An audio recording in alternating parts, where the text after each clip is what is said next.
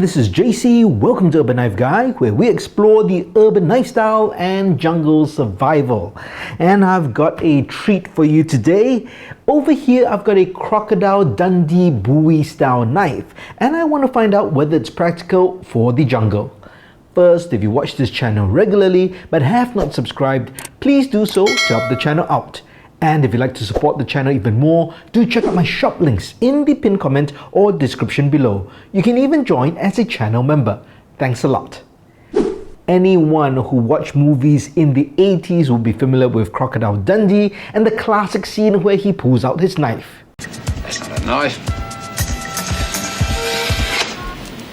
That's a knife. Since then, I've always liked the knife. Now I know that I would have no practical use for the knife. And even if I go out into the jungle, I'll never carry a knife like this. But I always wanted one of these knives, but never pulled the trigger, right? Because it's a luxury item, I never just want to spend the money just on something I'll never use, which is just for collection or for show.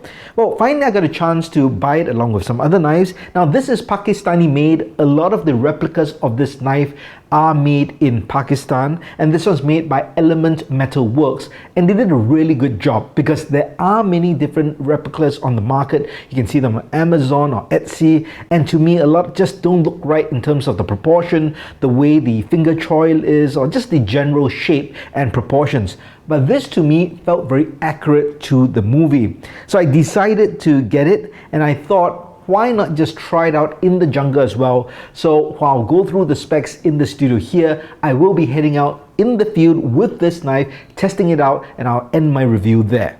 So let's have a look at this Bowie knife first.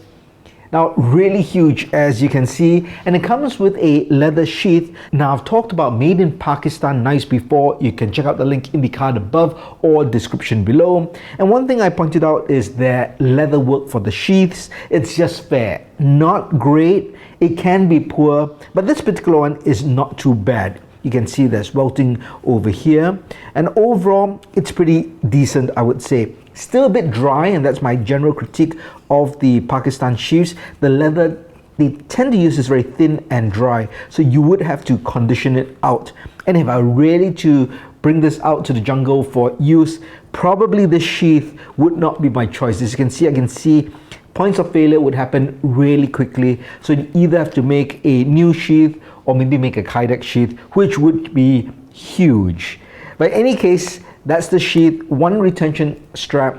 Now it's not like the movie. The movie, he had a grommet over here, so that he could actually put this on his back, so inverted, looped on his belt, and then he had a rope coming from here that went round his shoulder and tied to the front of his belt. That was pretty cool because that's how he would EDC it in the city.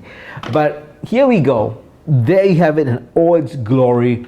This is the replica of the Crocodile Dundee Bowie knife, and I think its proportion is right, how it opens up, nice big swedge over here.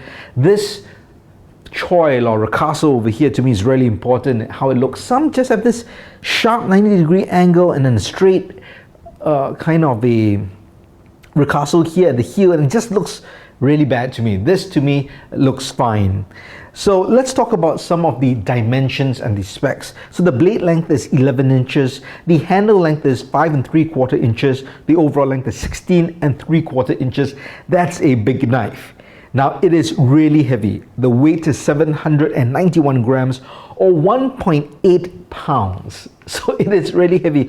Just for comparison, here's the Tops Yakare, which is one of the machetes or parangs that I use. It's got a 10-inch blade, so it's smaller or shorter in length than this Bowie, but it also just looks overall, smaller. But this is 3/4 of the weight. So let's have a look at the thickness over here. I didn't measure the stock, but this I believe is 5 or 6 millimeters for the Bowie knife. So that's really thick. It is really front heavy. Now the steel for this, I was told is D2. There's no way for me to really know whether it's D2. It was not shaving sharp. I did sharpen it a bit and strop it up. So just based on the time I took to get it really sharp working edge, I do believe it could be D2, or at least it is quite a high HRC. Now it is a hollow grind as with this sort of knife, and then there's a fuller over here. The handle is made of stacked leather and brass. So there's a half guard here, so a down half guard, and I think this is what makes it unique in terms of the design for this particular knife. Now the knife itself was designed for the movie, so it wasn't an existing knife or design. So it is stacked leather, I believe it's genuine. There is some degradation here already. And the tang is a rat tail tang, but you can see it goes all the way to the end. So I believe it thins out all the way and over there. So that's a lot of weight and a lot of front heavy metal supported by this thin tang. And if we were to assume that the tang is this size, which looks like just about half an inch in diameter, that's a lot of stress, I think. It depends really how deep the tang goes before it rat tails out. No way of really knowing. It does feel sturdy in hand, but when I'm out in the field doing those field tests, would have a better idea. Now, I don't intend to do super heavy field tests. I do not want to destroy the knife, but I'm just interested to know how practical it would be in the jungle if one were to really take it out. But let's see how it performs in the field. We're out in the jungle and I field tested this Crocodile Dundee Bowie knife. In terms of carrying it around, it is a heavy knife, but just like a machete or a parang, maybe on the heavier side, but it's still fine. Let's talk about the functionality. Let's talk about chopping first. This is a heavy blade, front heavy, hard steel, thick blade stock. It was not a problem chopping. One thing, of course, is fatigue sets in just because of the way the knife is constructed. I mean, the handle is not gripped for chopping, so you have to adjust your grip to chop. But because it's so front heavy, it gets tiring really quickly. But as you can see, it can do the job.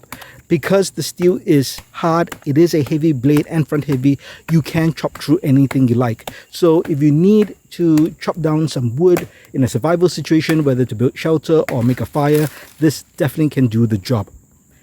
When it comes to battening, it could do the job as well, and that's not surprising because again, the blade stock, it's thick, it's a heavy, hard blade, and this piece of wood was a bit tough. It was harder and there were knots, but it still could get through, and again, no problem. And you expect that of a knife of this size.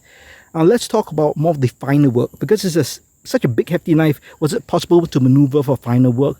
Let's talk about feather sticking. Yes, it is possible. You have to change your grip in how you hold the blade. I use my left thumb to push for added support and just control, and you can actually do that.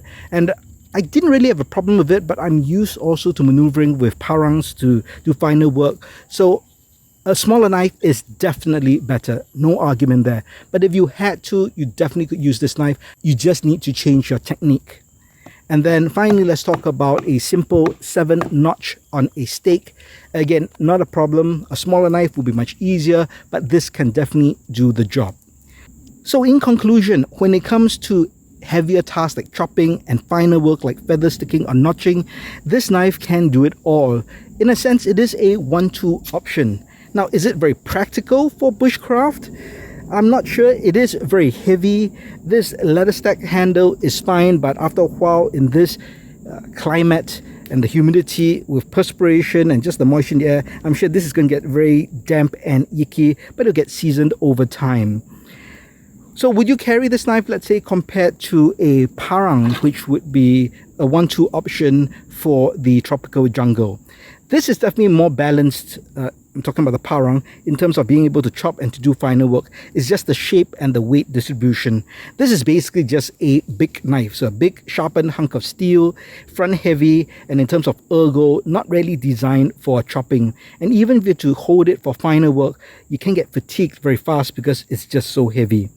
I think if you want it to be a real man or woman and this makes you feel good, then I think you could probably carry it. I think it's a good camp knife if you just want to have fun. You're not really moving around a lot. You're doing camp tasks and just a variety of camp tasks. You definitely can use something like that. But if you're into serious bushcrafting, you probably want to go with a 3-knife system. So a knife this big might be a bit impractical. But again, I think it also depends on your own physical limitations. If you're smaller in size or smaller hands, smaller in stature, you definitely find this an oversized knife. But if you're really tall, big, and you have giant hands, maybe you'll find this knife works for you. So I will not rule this out as a 1-2 option, but I would not say it's 100% practical for regular bushcraft folks who are just doing it for fun. But let me know your thoughts in the comments below. Do you carry such a Bowie when you go out to do bushcrafting or hiking? Do let me know your thoughts in the comments below. If you liked the video, please give it a thumbs up. And if you like the content in general, please subscribe to the channel and hit that notification bell. Thanks for watching. Talk to you soon.